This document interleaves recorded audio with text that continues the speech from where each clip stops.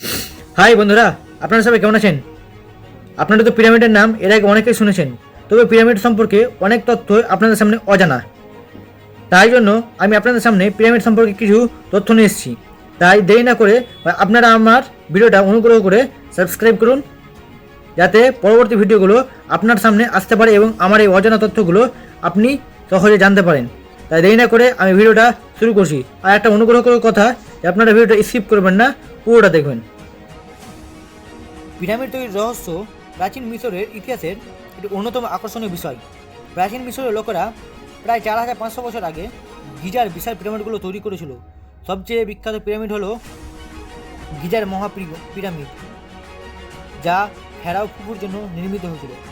Pyramid তৈরির পদ্ধতি নিয়ে নানা গবেষণা ও তথ্য রয়েছে। সাধারণ ধারণা অনুযায়ী প্রচুর সংখ্যক শ্রমিক পাথরের ব্লকগুলি কাটত, তা স্থানান্তরণ করত এবং সেগুলিকে সাজিয়ে পিরামিডের গঠন তৈরি করত। তথ্য অনুযায়ী শ্রমিকরা র্যাম, চাকার গাড়ি এবং অন্যান্য সরঞ্জামের সাহায্যে পাথরগুলোকে উপরে তুলত। কিছু গবেষক বিশ্বাস করেন যে পিরামিড নির্মাণে বিশেষ ধরনের প্রযুক্তি ব্যবহার হয়েছিল, যা সময়ের সঙ্গে সঙ্গে হারিয়ে ফেলেছে। ঠিকই, কিন্তু এটা অনেকটা আশ্চর্যের বিষয় যে পিরামিডের সে পাথরগুলোকে তারা যে উপরে তুলত তা কিসের সাহায্যে?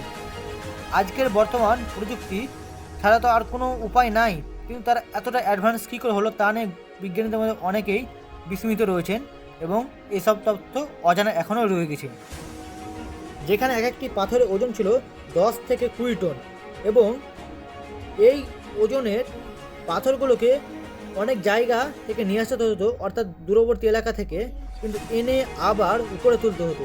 প্রায় আনুমানিক 20 বছর সময় লেগেছে। আপনাকে হয়তো এই 20 বছর সময়টা অনেক দিন সময় লাগতে পারে, কিন্তু এতগুলো পাথর উপরে উঠিয়ে একটা বড় পিরামিড তৈরি করা একটা যেমন তেমন ব্যাপার না, এটা অনেকটা অসাধারণ বিষয়। এই পিরামিড ফেরাওদের ছিল চিরস্থায়ী বিশ্রামের স্থান। এটি ক্ষমতা, ঐশ্বর্য এবং আধ্যাত্মিক প্রতীক।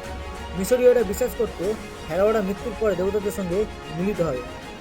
এই পিরামিডের ভিতরের গঠন সম্পর্কে অনেক তথ্য এখনও অজানা, তবে বিজ্ঞানীরা যা দেখেন তাই আপনাদের সামনে পরিবেশন করছি। সেখানে বিভিন্ন চেম্বার রয়েছে, সেগুলোর মধ্যে রাজা এবং রানীর পৃথক কক্ষ থাকতো। সেখানে মূল্যবান ধন সম্পদ এবং অন্যান্য জিনিসপত্র রাখা থাকতো। একটি পিরামিডের এটি মূল অংশ, যেখানে কিনা ফেরাও এবং রানীর মমি রাখা হতো। চেম্বারটি সাধারণত পাথরের কফিন বা স্যারকোফ্যাগেস দিয়ে সজ্জিত থাকতো। এর মধ্যে কিছু গোপন পথ বা টানেলও থাকতো। পিরামিডের ভিতরে গোপন পথ এবং সরু টানেল তৈরি করা হতো, যা সমাধি লুটেরাদের বিভ্রান্ত করতে ব্যবহৃত হতো, যাতে এগুলো চুরি না হয়। এখানে আবার কিছু আনুষ্ঠানিক সামগ্রীও রয়েছে। মমির সঙ্গে তাদের প্রয়োজনীয় জিনিসপত্র যেমন গহনা, খাদ্য, পাত্র, অস্ত্র এবং ধর্মীয় উপকরণ রাখা হতো। এগুলো তাদের পরবর্তী জীবনে সহায়তার জন্য রাখা হতো বলে মিশরীয়রা বিশ্বাস করত। পিরামিডের চেম্বার এখানে ছিল। এখানে চেম্বার বলতে মিশরীয়রা পিরামিডগুলোর অভ্যন্তরে থাকা কক্ষ বা প্রকোষ্ঠগুলোকে বোঝাতো। এগুলো সাধারণত শাসক বা ফেরাওদের দেহাবশেষ সংরক্ষণ এবং তাদের সঙ্গে বিভিন্ন মূল্যবান সামগ্রী রাখার জন্য নির্মিত হতো। পিরামিডের চেম্বারগুলোর নকশা ও অবস্থান পিরামিডের আকার ও সময়কালের উপর নির্ভর করে ভিন্ন হতো। এই চেম্বারগুলো বিভিন্ন ধরনের